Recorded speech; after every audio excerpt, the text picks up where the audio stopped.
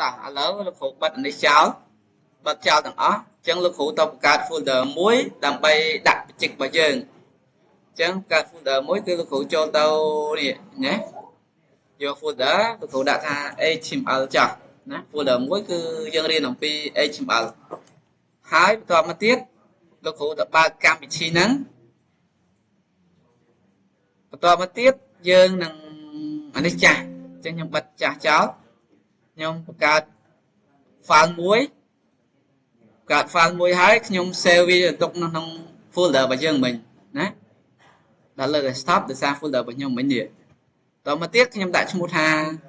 index ចុះដាក់ឈ្មោះអីក៏បានដែរស្រាប់យើងអ្នកដាក់ឈ្មោះហើយដាក់ឈ្មោះ index យើងទៅជ្រើសរើសកន្លែង save as ថៃហ្នឹងយកពាក្យថា HTML តមកខ្ញុំ save ណាអញ្ចឹងនៅពេលដែលយើង save បានដឹងហើយខ្ញុំគ្រាន់តែវាយ open text វា close text ឲ្យយើងអូតូអញ្ចឹងខ្ញុំដាក់ថា HTML ណា enter មក head ណា title ខ្ញុំដាក់ថាIU ចុះណាប៉ុណ្ណឹងតបមកក្នុង body របស់ខ្ញុំដាក់ថា body នេះបើកវាធំជាងណាតបមកមិញយើងមាន h2 មិនចឹងណា h2 គឺជា syntax មួយទៀតដែរឃើញទេ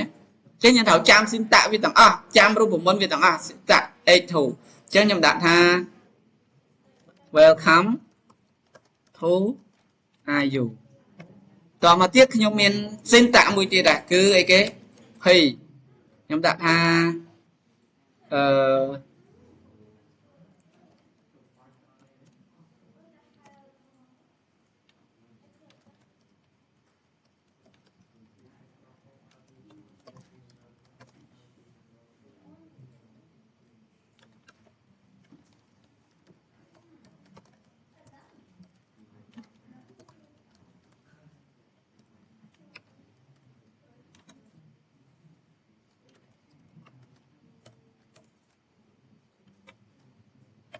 ប៉ុណ្នេះណា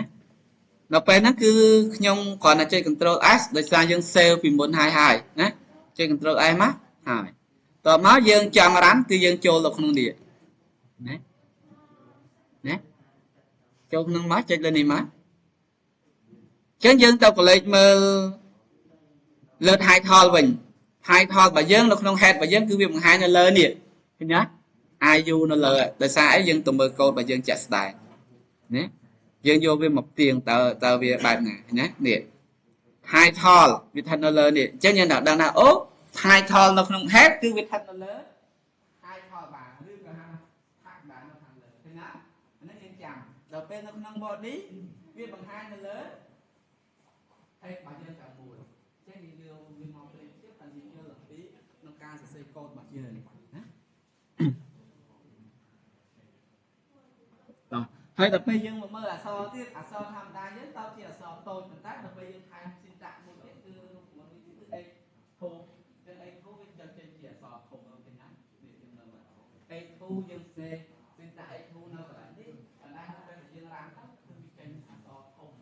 ណាដល់ពេលពីយើងចេញអក្សរធម្មតាចឹងពីរគឺរូបមន្តគឺពីរផ្សេងគ្នា